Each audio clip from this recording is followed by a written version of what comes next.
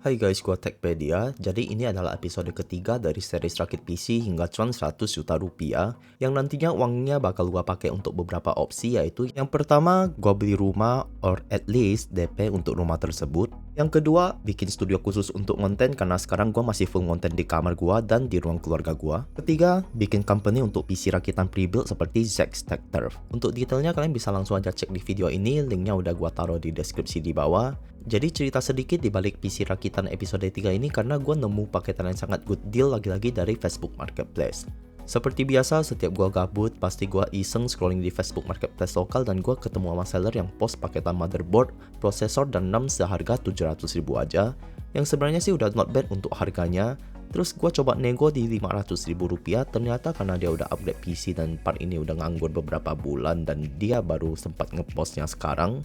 Jadi sellernya langsung okein offer gua aja daripada partnya dibiarin nganggur di rumah. Di sini gua langsung aja breakdown untuk part-partnya. Yang pertama gua mulai dari motherboardnya. Di sini gua dapat ASRock A320M HDV dengan soket AM4, memiliki 2 slot RAM dengan kapasitas maksimal di 32 GB, 1 slot SSD NVMe dan 4 port SATA.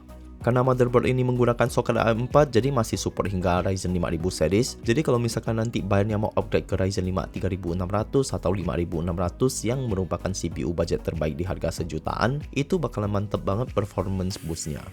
Untuk motherboardnya di sini gua anggapannya dapat di harga 200 ribu rupiah aja. Untuk prosesornya di sini gue dapat Ryzen 3 2200G, CPU 4 core 4 threads dengan base clock di 3,5 GHz dan boost clock di 3,7 GHz. Dengan TDP yang kecil di 65 watt aja, CPU ini cukup didinginkan dengan stok cooler bawaannya AMD yang udah include di dalam paket pembelian gua. Jadi mantap banget, di sini gua bisa mangkas lagi budget untuk CPU coolernya. Untuk prosesor dan coolernya gua anggapannya dapat di harga 200 ribu rupiah aja. Untuk RAM-nya di sini gue cuma dapat 2x4 GB dari merek Vigen yang pastinya sih gak cukup untuk dipakai gaming, jadi gue bakal upgrade RAM-nya sama stok pribadi gue yang kapasitasnya di sini 2x8 GB DDR4, dan walaupun di sini mereknya beda, yang satunya Faro dan satunya Midas Force, karena sementara gue cuma ada stok untuk RAM ini, tapi secara speknya mereka sama-sama speednya di 2666 MHz, dan untuk latensinya sama-sama bakal gua set di 1822/2238, jadi gak masalah walaupun RAM-nya beda merek di sini. Untuk RAM Vigen-nya gua anggapannya dapat di 100 ribu aja, tapi untuk stok RAM pribadi gua dapatinnya di harga 300 ribu rupiah. Nah, total harga dari ketiga item di sini cuma di harga 500 ribu rupiah. Ini good deal banget sih, soalnya Ryzen 3 2200G aja pasarannya udah 500 ribu rupiah. Sementara di sini gua udah dapat 3 item di 500 ribu rupiah. RAM-nya juga masih bisa gua jual 100 hingga 150 ribu rupiah, jadi lumayan banget bisa subsidi silang untuk mangkas modal RAM pribadi gua yang tadinya 300 ribu rupiah, plus kita udah dapat stok cooler bawaannya juga. Untuk storage-nya gue pakai Adata SU900 dengan kapasitas 512 GB, sudah memiliki teknologi 3D NAND flash, kecepatan read dan write yang paling mentok di SSD SATA di 560 dan 525 MB per second. Untuk SSD ini stok pribadi gue dan dulunya gue dapat di harga 250 ribu rupiah. Untuk PSU gue pakai Corsair CV450, PSU ATX bersertifikasi 80 plus bronze dengan 5 jenis proteksi. Yang sayangnya sih kabelnya masih berwarna di sini dan dia pakai model sleeve gitu aja. Untuk PSU ini gue dapat di Facebook Marketplace seharga 250 ribu rupiah aja. Berikutnya untuk komponen utamanya yaitu GPU. Jadi untuk GPU-nya gue dapat deal yang oke banget lagi-lagi dari Facebook Marketplace. Ini adalah GTX 1650 4GB GDDR6, GPU budget yang dulunya tuh laku banget, apalagi rilisnya itu pas pandemi COVID di tahun 2020. Gua dapat GPU ini dari fotografer yang jual PC-nya karena kerjaannya harus pindah ke laptop, tapi gua bingung kenapa PC-nya udah laku dan malah GPU-nya yang tersisa. Awalnya sellernya itu buka di harga 1,4 juta, terus dia reprice ke 1,2 juta, dan habis itu gua coba nego aja di 1 juta dan rupanya di-okein sama sellernya. Yang bikin makin mantap di sini, GPU-nya itu masih ada sisa garansi hingga November 2026. Jadi lagi-lagi gua dapat deal yang sangat mantap di Facebook Marketplace lokal gua. Terakhir untuk casingnya gue pakai dari Acer U300B, casing sama ATX yang ukurannya tuh compact banget, bahkan lebih kecil daripada Cooler Master NR200P yang sempat viral banget dan diklaim sebagai casing IPX. Build quality-nya sangat bagus, bahannya padat, cuman masalahnya gue gak tahu kalau dia gak support fan normal 120mm, dan karena gue gak ada stok fan 80 atau 90mm, jadi gue gak pakein fan di sini. Dan awalnya sih jujur gue sangat concern dengan airflow-nya, karena di sini casingnya cuma ada pembuangan yang kecil-kecil gitu. Tapi untungnya di sini aman-aman aja walau gue pakai stok cooler untuk CPU-nya dan tanpa fan sedikit pun. Suhu floatnya masih di bawah 60 derajat, jadi casing ini masih mantap untuk build kita di sini. Untuk PC episode 3 kali ini, total build-nya ada di harga Rp2.550.000 aja, dan PC ini udah kejual di Facebook Marketplace lokal gua di harga Rp4.250.000. Untuk total profit dari episode 1 sampai 3 sementara ada di 5,2 juta, jadi gua masih butuh 94,8 juta dari target gua yang angkanya 100 juta rupiah. Yang unik di sini jujur gua gak tahu kenapa juga gua selalu cuannya di 1,7 jutaan, padahal harga jual PC gua itu udah dinego-nego juga sama sellernya, tapi at the end gua selalu cuannya di harga segitu, like it just happened, and rasanya itu lucu aja gitu. Tapi overall gua rasa progress gua udah cukup oke, gua dapat cuan yang decent juga dari ketiga build ini.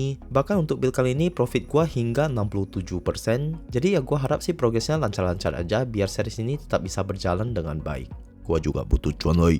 Gua juga udah info ke buyernya kalau misalnya dia pingin upgrade PC-nya bisa mulai dari CPU-nya dulu, mungkin ke Ryzen 5 3600 atau Ryzen 5 5500 di kisaran 900 hingga 1 juta. Karena kalau dia upgrade GPU-nya dulu, gua takutnya si Ryzen 3 2200G di sini bakal nge-bottleneck performanya GPU. Tapi katanya sih karena dia cuma main game kayak point blank gitu, terus ngedit tipis-tipis aja. Jadi sementara sih dengan spek segini aja udah cukup memenuhi semua kebutuhan dari bayarnya gua.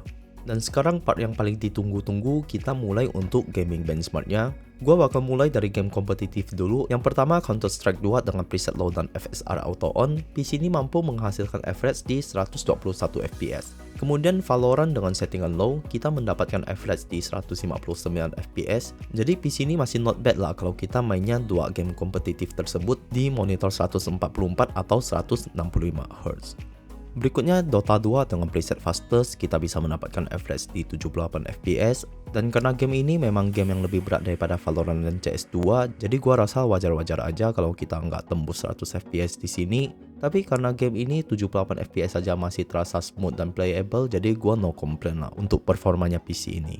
Sekarang kita masuk untuk game story. Cyberpunk dengan preset high dan FSR quality auto on, PC ini bisa mendapatkan average di 38 fps, yang sebenarnya sih udah sangat playable tapi yang nggak se-smooth kalau di atas 40-50 fps. Dan di sini gue coba akalin dengan nyalakan frame gen-nya, kita bisa mendapatkan performance boost yang lumayan mantap. Di sini FPS-nya itu langsung naik hampir di 60 fps. Death Stranding dengan preset high dan tanpa upscaling, kita bisa mendapatkan average 68 fps, masih sangat oke performanya untuk game ini. God of War dengan preset high dan FSR quality 0,3, kita bisa mendapatkan average di 37 fps, yang sebenarnya sih masih sangat playable, tapi gue lebih saranin buat turunin preset grafiknya ke medium, dan gue rasa 40an fps itu bakal lebih nyaman dimainkan karena lebih smooth ketimbang grafik yang lebih tinggi tapi enggak se-smooth itu. Tapi ini cuma preferensi gue, 30an fps juga masih sangat playable. Sisanya sih kembali ke kalian nyamannya itu kayak gimana.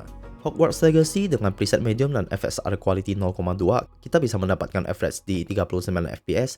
Cuman di sini ada sedikit stuttering, makanya 1% low-nya itu drop hingga 19 fps. Tapi minimum fps-nya sih masih oke lah di 27 fps, hampir 30 fps. Resident Evil 4 dengan basic setting dan tanpa upscaling, PC ini mampu menghasilkan average di 52 fps. 1% low-nya itu 44 fps, jadi untuk game ini nggak ada masalah sama sekali. The Witcher 3 dengan preset high dan FSR quality, PC ini mampu menghasilkan average di 58 fps, hampir tembus 60 fps. Gua gak nyangka sih untuk game ini bisa setinggi ini FPS-nya, di bayangan gua paling di kisaran 48-52 fps saja. Dan gua udah cek berkali-kali juga untuk settingannya nggak ada yang salah, jadi masih sangat oke lah untuk dimainkan di PC seharga 2,5 jutaan ini. Tapi tentu saja ada beberapa limitasi untuk game-game yang terkenal berat di sini seperti Ghost of Tsushima dengan preset high dan FSR quality auto on. Gua harus menyalakan fitur frame gen-nya untuk mendapatkan average di 44 fps saja. Dan kelihatannya sih ini terjadi karena CPU-nya bottleneck, jadi stutteringnya sampai 1% low-nya itu drop hingga 10 fps, walaupun minimum FPS-nya itu masih aman di 29 fps. Black Myth Wukong gua tes dengan built-in benchmarknya dengan preset high dan FSR quality, dan frame gen-nya harus dinyalakan. PC ini bisa menghasilkan average di 44 fps. Kali ini 1% low-nya itu masih oke di 35 fps, tapi kelihatannya memang game ini terpaksa kita harus turunin settingannya itu ke low atau medium kalau kita gak mau pakai frame gen-nya. Game terakhir yang gua tes adalah The Last of Us 1 dengan preset high, FSR quality dengan frame gen on. PC ini menghasilkan average di 32 fps saja, dan lagi-lagi 1% low-nya itu drop ke 10 fps. Jadi ya menurut gua untuk ketiga game ini sih lebih realistis kalau kalian gak mau pakai fitur frame gen-nya itu, kalian terpaksa harus turunin settingannya itu ke low atau medium agar lebih smooth gaming experience-nya. Karena yang namanya pakai fitur frame gen itu ada beberapa kekurangan seperti bakal nambah input lag dan kadang kualitas gambar yang di-generate itu gak sebagus kalau kita cuman pakai fitur upscaling. Tapi ya sekali lagi itu kembali ke preferensi kalian masing-masing, tergantung juga optimasi dari tiap game itu berbeda-beda. Jadi untuk fitur frame gen dan upscaling memang harus dicoba otak-atik tiap settingan di dalam gamenya agar lebih nyaman dan sesuai dengan preferensi kalian masing-masing. Jadi itu dia rakitan PC episode ketiga kali ini. Overall gue sangat senang dengan rakitan ini karena di harga 2,5 jutaan aja gue udah bisa dapatin PC yang sangat decent untuk main game di preset medium to high. Dengan catatan kadang memang perlu untuk menyalakan fitur upscaling dan frame gen-nya juga di beberapa game yang terkenal berat kalau kita ngotot gak mau turunin settingan grafiknya. Untuk dipakai main game kompetitif ini juga masih sangat oke. Valorant dan CS2 masih bisa dapat 100an FPS. Dan secara looks gue juga sangat suka dengan estetika PC ini karena bentuknya compact, desainnya clean dan minimalis, serta build quality-nya itu sangat decent untuk casing di harga 300 ribuan aja. Tapi gimana menurut kalian tentang rakitan PC yang satu ini? Apakah sudah worth it atau menurut kalian masih ada yang bisa ditingkatkan? Coba aja tulis pendapat kalian di kolom komentar apapun itu tentang konten gua kali ini. Dan satu lagi, jangan lupa submit setup kalian untuk episode pertama dari React Setup. Linknya udah gua taruh di deskripsi di bawah. Dan jangan lupa subscribe biar kalian gak ketinggalan pas gua nge-react setupnya kalian. Terakhir gua mau ngucapin thank you banget buat kalian yang udah nonton konten gua. Semua like, komentar, dan subscribe dari kalian sangat berarti untuk channel kecil gua ini tumbuh agar lebih baik lagi ke depannya. Dan bagi kalian yang ingin nonton episode lain dari series Rakit PC hingga cuan 100 juta rupiah, kalian bisa langsung klik aja di sini. Gua Techpedia and I'll see you guys on the next one.